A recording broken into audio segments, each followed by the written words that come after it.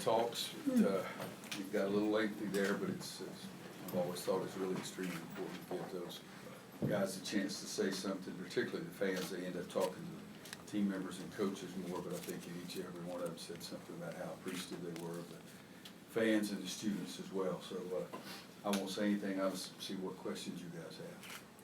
Roy, what has made Cole so much more efficient in these last 5 or 6 games? Oh, it wasn't anything you said, but I don't know, several games ago I told him I wanted him to be more efficient. And I wanted his shot attempts to go down, his makes to go up, so his field goal percentage. I wanted his assists to go up and his turnovers to go down, and his defensive play to keep getting better, because I think that he really can be a very efficient point guard. We put him in a spot a couple of games where he felt like he had to score every possession himself, and his shot is much better than his percentage has been. But the reason I laughed is I grabbed him and shoot around the day, and I said, "Remember, more efficient tonight." And then as we were leaving the locker room, we grabbed him, and he said, "Yeah, I understand what you're going to say. He's being more efficient."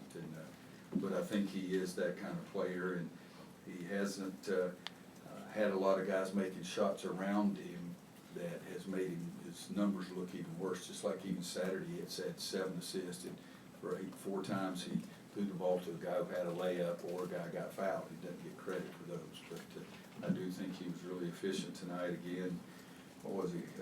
4 for 5 from 3, 8 for 8 from the line, 7 assists, 1 turnover. You know, I didn't even mention his points, but I talked about being efficient. But I thought he was sensational. I thought Garrison was sensational. B-Rob making 5 threes, and Christian, did he score all of his points in the second half? Because he's been scoring really well, but every shot he took was soft in the first half. He took a bad shot on the layup, and another one he took in there, laid it up, tried to lay it up, but it was a soft shot. But I think all of it, that's the reason I laughed when you said that. Roy, when you add in that the Garrison scored over 20 in 5 straight games now, the fact that those two kind of emerged as your primary scoring options, does that free things up for everybody else? Well, it's good to have more than just one guy that can score. Like we were talking about, half the season, it was almost like Cole felt like he had to score 60 for us to win. I mean, if he doesn't score 34, whatever it was in the first game, we don't win that game. And so he had that feeling. But I do believe I'm fairly close that B-Rob, Cole, and Garrison have only played like 8 games together all year, whereas maybe less than that if you talk about some games that B-Rob went out. So I think if having 3 guys like that always helps, but I'd like to have 5.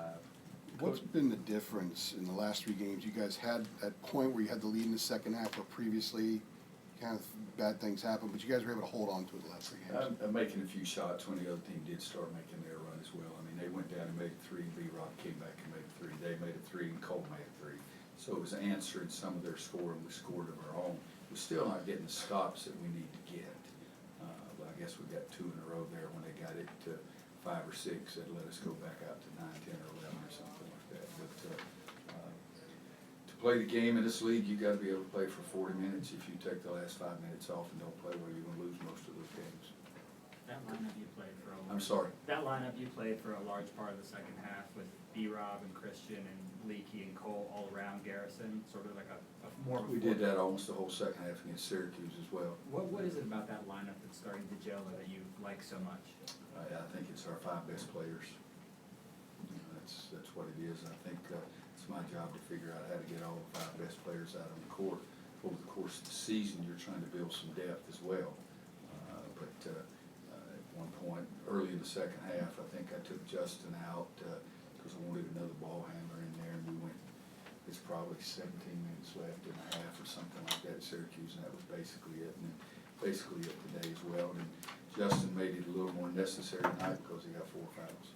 You mentioned B-Rob's become a big-time player. Can you speak to his progression this year and over the whole 4 years as a player and a person? I don't want to take credit for the person part because he's been a great kid since day one, and his mom and dad have just done a great job of supporting him and pushing him, and his dad was his coach, and I think that dad and mom pushed him all the time, but he hadn't gotten to be a better person. He's gotten more mature, but he hadn't gotten to be a better person because he was that when he came, and I think it's directly related to the family. The basketball player, he's gotten much better as a shooter. I'm not joking when I say the thing that caught my eye when I I went to see Jalen Brown play, he drove the basket and dunked on the whole team. That's the last time I seen him do that, but it worked that night. Caught my attention, and I told him that's the last time I seen that several times. But he's gotten better as a shooter, he's gotten better as a defender. I think the big jump for him was from his sophomore year to his junior year. You look at his stats, sophomore year he was in the 20s probably in the three-point line, and last year's probably 45 or 46 because he took better shots and understood the game more. And I think that's what made it big for him. Coach, 11 made threes on Pardon? Saturday. 11 made threes on Saturday, 10 tonight. What can you contribute this production from three-point range? Well, I've said even all year long that we're better shooters than we're showing. And we have some drills and practice that guys make a lot, but haven't made them until we're down the stretch this year, but hopefully we'll keep making them. But I think it shows the hard work for the kids and a little more confidence that they make one. That makes them feel like they can make another. Christian was very coachable because he couldn't throw it in the ocean early, and he understood that and backed away from it, and then he started getting a little more confident, and I think now when he shoots it, he thinks it's going in, and most of the time recently it has gone. The percentage of 58.8 is a season high tonight from three.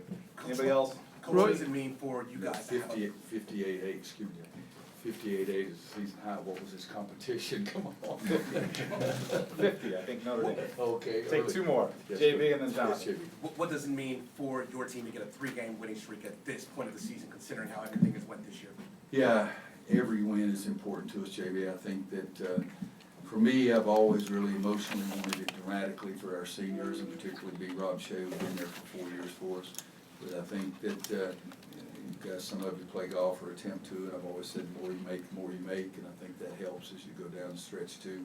We've got quite a bit of challenge left on Saturday, but I want us to enjoy this one till midnight tonight. But if you can pick a time to play better, you'd want to do it the entire season.